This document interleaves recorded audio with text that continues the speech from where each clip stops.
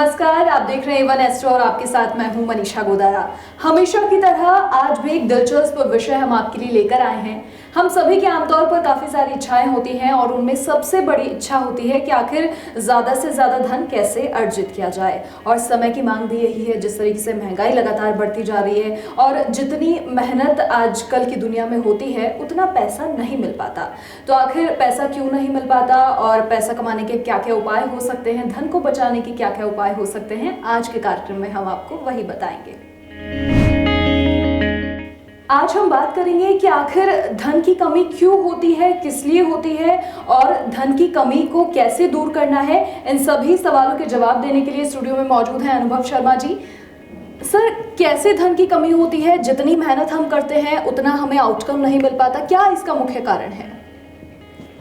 नमस्कार साथियों, जय श्री कृष्ण। देखिए, आज के इस युग में धन की जो महत्वता है वह बहुत ही ज़्यादा है। ऐसा कहा जाता है कि धन हमारे लिए सब कुछ नहीं है। बिल्कुल। लेकिन धन हमारे लिए सब कुछ नहीं है, लेकिन धन हमारे लिए बहुत कुछ है, क्योंकि हमें हमारा जीवन यापन धन से ही करना होता है।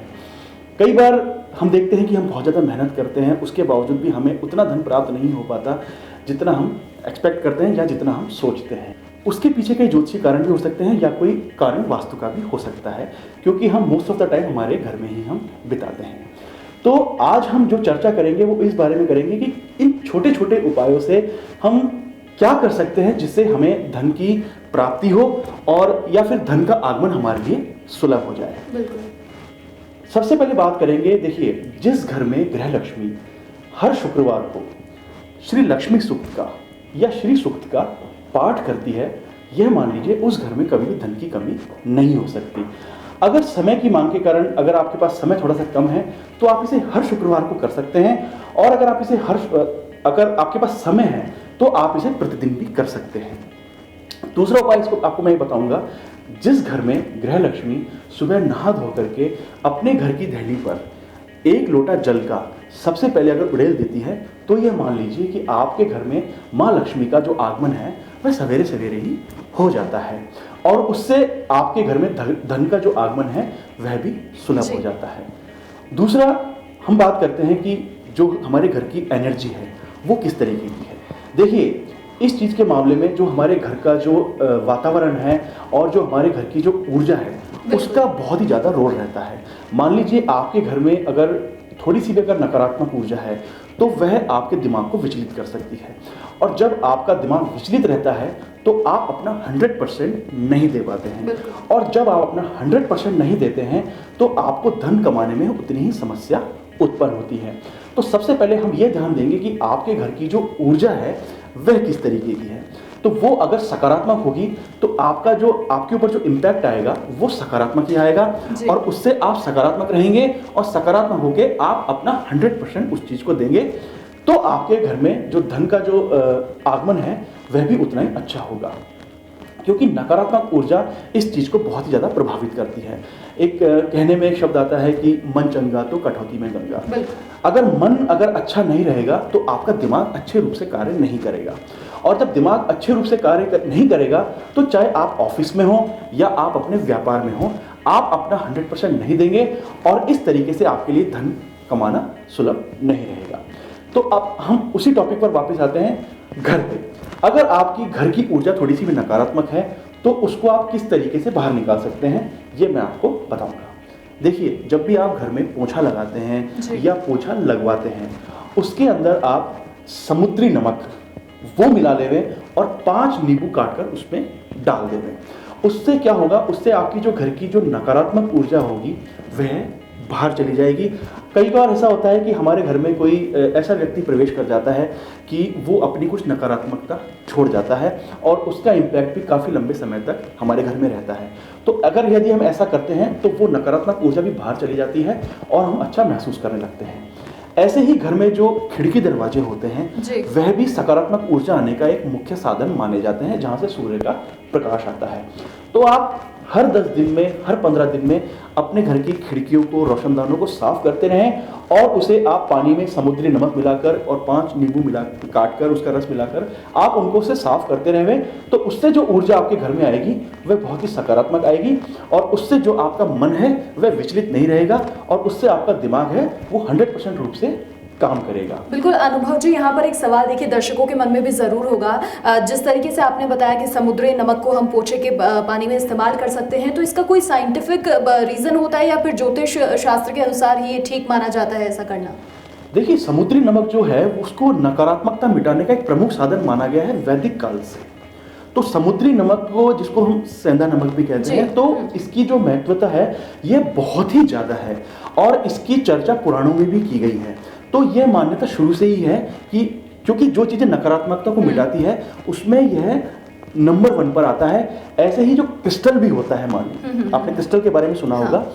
क्रिस्टल भी एक ऐसी ही चीज़ है, जब वो क्रिस्टल को हम हमारे घर में लगाते हैं और जब सूर्य का प्रकाश उस पर पड़ता है तो देखिए क्रिस्टल पे जब सूर्य का प्रकाश पड़ेगा तो वो एक रेनबो बनाता है और जब वो रेनबो पूरे घर में जब स्प्रेड होता है तो वो एक सकारात्मक ऊर्जा हमारे घर में लेकर के आता है। तो जब घर में सकारात्मकता रहेगी तो हमारा शरीर और हमारा मस्तिष्क, देखिए किसी भी इंसान के जो बॉडी पार्ट होते हैं उसमें 2 चीज़ें होती हैं। एक हमारा मस्तिष्क वाला जो भाग होता है वो, एक हमारा उससे नीचे वाला भाग होता है। हम जितनी मेहनत करते हैं वो मस्तिष्क के नीचे वाले भाग से करते हैं, लेकिन असल में अगर देखा जाए तो हमारी जो असली मेहनत है वह हमारा मस्तिष्क करता है और वो जितना ज़्यादा रोटेट होता रहेगा, जितना ज़्यादा क्रिएटिव होगा, हम हमारे जीवन में उतनी ही ज़्यादा मेहनत करेंगे और उसका उतना ही ज़्यादा लाभ हमें मिलेगा। तो हमें सबसे ज़्यादा ज़रूरी यह है कि शारीरिक थकान भले हमें कितनी भी हो जाए, लेकिन हमें मानसिक थकान ज़्यादा नहीं होनी चाहिए। और अगर मानसिक थकान अगर आपको एक बार हो जाती है तो फिर ये मान लीजिए कि आप शारीरिक रूप से थके हुए नहीं हो, लेकिन फिर भी आपको शारीरिक थकान भी होने लगती है। और कई बार आपने देखा होगा शारीरिक थकान चाहे कितनी भी हो, लेकिन अगर आपका मस्तिष्क एकदम वो है तो आप फिर उस चीज़ की परवाह नहीं करते हैं और आप प्रयास करते रहते हैं। और ये सारा जो खेल है वह सकारात्मक ऊर्जा का ही है। अब बात करेंगे फिश एक्वेरियम की। देखिए, जैसा मैंने मेरे पहले वीडियो में भी बताया है कि जो वास्तु में फिश एक्वेरियम का बहुत ही ज़्यादा योगदान होता है और इसे घर के मध्य में या घर के जो ईशान कोण होता है वहाँ हम इसे रख सकते हैं। देखिए, इसमें जो मछलियाँ होती हैं ना वह धन का बहुत प्रतीक मानी गई हैं और वो जितनी ज़्यादा स्वस्थ होंगी, सुंदर होंगी और गतिमान होंगी, तो ये मान लीजिए कि आपके घर में जो धन भी होगा वह उतना ही ज़्यादा गतिमान होगा। अब मैं आपको बताऊंगा एक ऐसे उपाय के बारे में जो बहुत ही सरल है, किंतु अगर आपने इसको नियमित रूप से यदि कर लिया तो यह मान लीजिए कि आपके जीवन में कभी भी धन की कमी नहीं हो सकती है। देखिए, जो धन देने वाले देवता कहे गए हैं उन्हें वह महादेव को कहा गया है जी। तो यदि आप किसी शिवालय जाकर के यदि नियमित रूप से अगर शिव जी को अगर आप जल अर्पण करने का या उनको आप कह सकते हैं कि अगर उनको सींचने का अगर आप नियम अगर आप प्रतिदिन बना लेते हैं, आपके घर के आसपास कोई भी मंदिर हो या शिवालय हो, आप वहां जाकर के उन पे जल चढ़ाएं और तांबे के बर्तन में यदि अगर आप उनको जल चढ़ाते हैं तो ये मान लीजिए कि आपके धन की कमी पूरी जीवन में नहीं हो सकती है। और अगर उस शिवालय में अगर कोई पीपल का पेड़ यदि लगा हुआ है, देखिए पीपल के पेड़ में स्वयं लक्ष्मी और विष्णु जी का स्थान माना गया है, तो जहाँ स्वयं लक्ष्मी जी रहती हैं, तो अगर आप नियमित रूप से शिवालय जाकर शिव जी को सींचने का और अगर आप पीपल के पेड़ पर यदि जल अर्पण करने का ये अगर नियम आप प्रतिदिन बना लेते हैं सुबह 8 बजे से पहले तो यह मैं गारंटी के साथ कह सकता हूं कि आपके जीवन में धन की कमी कभी भी नहीं आ सकती है। जी, एक और सवाल यहाँ पर ये कि कई बार पारिवारिक कलह इसे मान लीजिए या फिर कई सारे कारण हो सकते हैं जिनकी वजह से कोई भी व्यक्ति परेशान होता है, तनाव में होता है और उसका सीधा सा असर उसके काम पर पड़ता है और डेफिनेटली अगर काम पर असर पड़ेगा तो धन प्राप्ति होने में थोड़ी मुश्किल होगी। तो उस तनाव को आखिर कैसे कम किया जाए? कई सारे कारण हो सकते हैं लेकिन सीधा असर आपके कामकाज पर इसका पड़ रहा है। बहुत ही अच्छा प्रश्न किया मनीषा जी आपने। देखिए, सुंदरकांड में एक बहुत ही सुंदर पंक्ति है कि जहाँ सुमतितः संपत्ति नाना और जहाँ कुमतितः विपत्ति निदाना। देखिए, परिवार में जहाँ 7 से 8 सदस्य मिलकर के रहते हैं, अगर वो सारा काम सामंजस्य से मिलकर करते हैं, एक दूसरे से बात अपनी शेयर करते हैं और बहुत ही अच्छे तरीके से रह सकते हैं, तो वहाँ नाना प्रकार की संपत्ति होती है, कई प्रकार के ऐश्वर्य वहाँ पे आपको देखने को मिलते हैं। और जहाँ कुमति विरासती है, जहाँ पर कोई किसी की बात नहीं मानता है, जहाँ पे संस्कारों की कोई वैल्यू नहीं समझते हैं और जहाँ अपने माता पिता का अनादर होता है, तो यह मान लीजिए उस घर में लक्ष्मी का वास कभी नहीं हो सकता। वहाँ नियमित रूप से कलह, वहाँ नियमित रूप से आपदा हमेशा बनी रहेगी और उस घर में यह मान लीजिए लक्ष्मी का सर्वनाश हो जाएगा। इसके लिए मैं आपको यही कहना चाहूँगा कि अपने बड़ों का आदर करें, अपने माता पिता, अपने गुरुओं का हमेशा आदर करें, क्योंकि अगर आप अपने माता पिता का आदर करेंगे तो यह मान लीजिए आप स्वयं भगवान का आदर करेंगे, और अगर आप भगवान का आदर करेंगे तो आपको अपने जीवन में कामयाब होने से कोई नहीं रोक सकता है। अनुभव जी, एक और सवाल देखिए, आजकल युवाओं में क्या होता है कि बहुत जल्दी पाने की इच्छाएं होती हैं, और स्पेशली जब बात पैसे की आती है, धन की बात आती है, तो हम चाहते हैं कि बहुत कम समय में हम बहुत सारा धन कमा लें, और ऐसी काफ़ी सारी उत्सुकताएं होती हैं, और इसी के चलते कई बार युवा गलत रास्तों पर भी चला जाता है। तो उनके लिए कोई एक संदेश कि धन कमाना है तो एक सही रास्ते से धन कमाएं, और इंतज़ार भले ही करें, लेकिन वो कमाया हुआ जो धन है वो हमारे लिए भी अच्छा रहने वाला है। ऐसा कोई उपाय, ऐसा कोई संदेश युवाओं के लिए? बिल्कुल, बहुत ही अच्छा प्रश्न किया आपने मनीषा जी। देखिए, एक बहुत पुरानी कहावत है कि उतावला सो बावला।